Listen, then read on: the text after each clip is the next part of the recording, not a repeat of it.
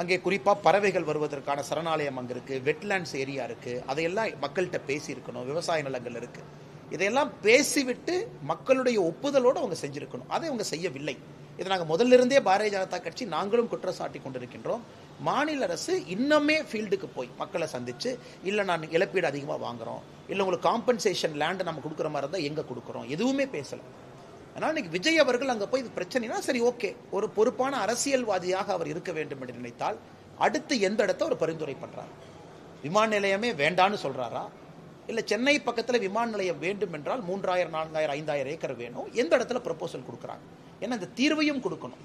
டங்ஸ்டனை பொறுத்த வரைக்கும் இது வித்தியாசமான ஒரு பிரச்சனை. டங்ஸ்டனை பொறுத்த வரைக்கும் இது நம்ம ஏற்கனவே பேசியிருக்கோம். மத்திய அரசு மாநில அரசு கையில் இருந்தது. 2023 மத்திய அரசு இந்த ஸ்ட்ராட்டஜிக் மினரல்ஸ்க்கு ஆக்ஷன் விடுறாங்க. அது அரிட்டாப்பட்டி பகுதியில் அது இருக்கு. நாம போய் இதை விட முக்கியம் இன்னைக்கு இல்லை, டங்ஸ்டன் வேற இடத்துலையும் கிடைக்குது.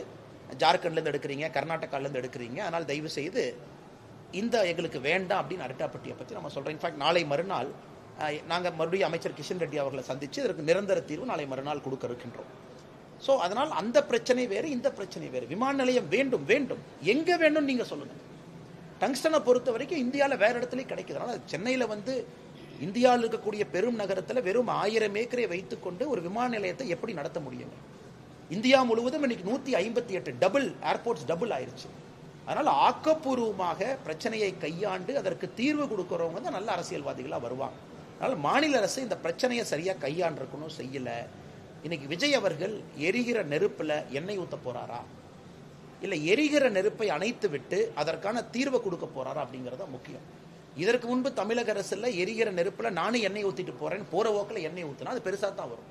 அதனால் இதற்கு எல்லா பக்குவமாக செயல்பட்டு மக்களுக்கும் பிரச்சனை இல்லாமல் பரந்தூரில் இருக்கக்கூடிய எல்லா அன்பு சகோதர சகோதரிகள் யார் ஆர்ப்பாட்ட போராட்டத்தில் இருக்கின்றார்களோ அவர்களுக்கும் நல்லது பண்ணி நாட்டினுடைய வளர்ச்சி, தமிழகத்தினுடைய வளர்ச்சிக்கும் நல்லது பண்றதுக்கு இந்த அரசியல் கட்சிகள் முயற்சிக்க வேண்டும்.